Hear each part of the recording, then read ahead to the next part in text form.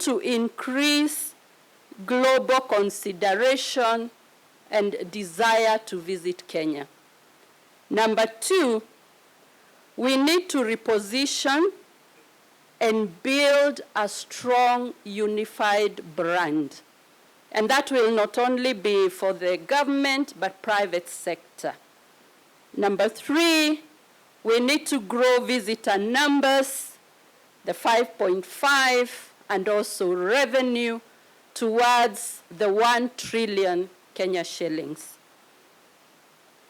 We have our targets, like we have talked about, and we also have the products.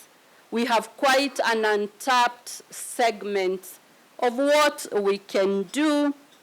We need to look at either gastronomic, we have the marriage, the honeymooners, the leisure travelers, event travelers.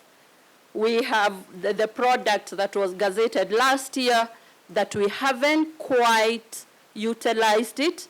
That is the digital nomads or the remote workers who probably work in another country, but they would prefer to work in Kenya remotely.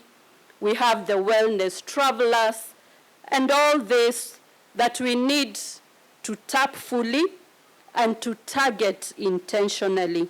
In the recent past, I think over the last 3 weeks or so, I have attended about 3 meetings with the Ministry of Transport, and we have identified key issues that we need to address. Number 1, we haven't had a strong policy on air access, and in the past, probably a few people would just sit around the table and either decide to license or not, and there hasn't been a strong policy and guidelines to manage that particular aspect. We are in a committee or a team that has been formed. The deadline will be mid-July to come up with guidelines and policies that will be used going forward.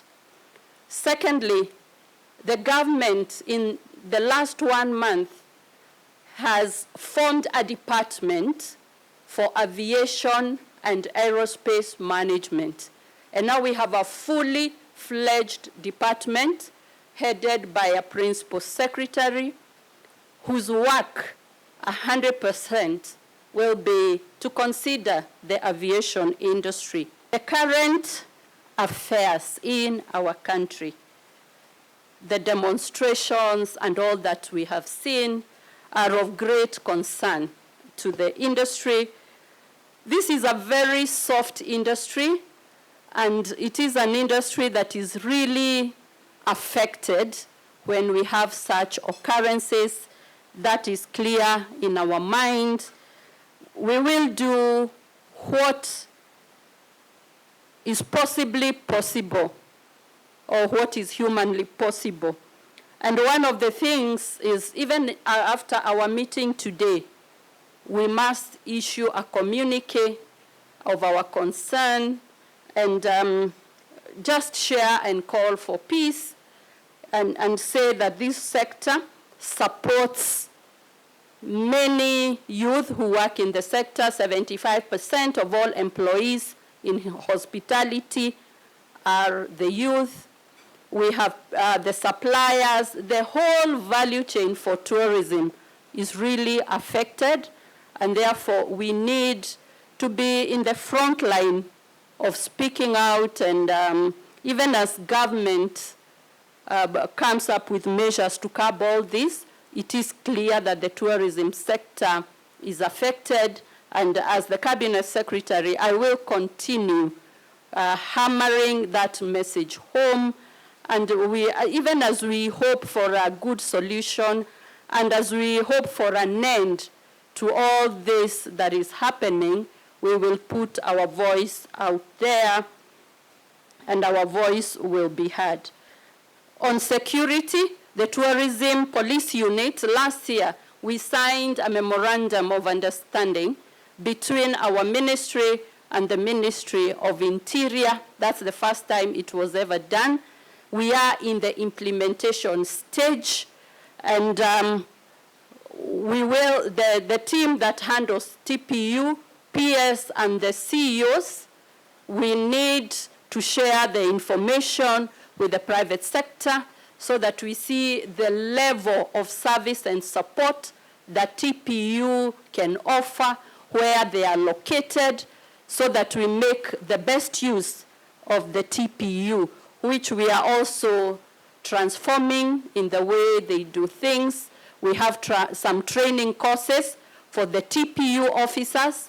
We are facilitating them with vehicles and other resources that are required, and that is a very useful resource that we have if we all support it, if we all know what is happening. Our demographics, not only in Kenya but the whole of Africa, is that the youth is a significant conversation for every country, for every government, for every sector and every industry.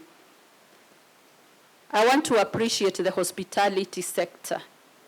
In fact, the other name of this sector could be the Ministry for the Youth, because a significant number of employees are the youth.